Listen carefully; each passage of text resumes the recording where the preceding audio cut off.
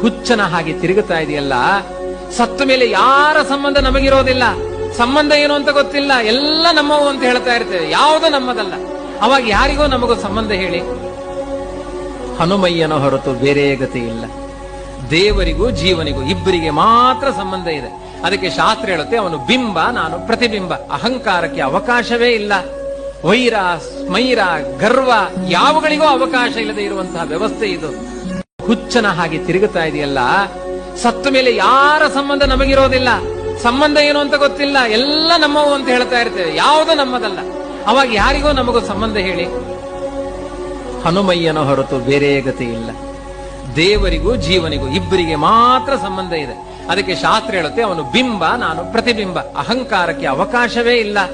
ವೈರ, ಸ್ಮೈರ, ಗರ್ವ ಯಾವುಗಳಿಗೂ ಅವಕಾಶ ಇಲ್ಲದೆ ಇರುವಂತಹ ವ್ಯವಸ್ಥೆ ಇದು.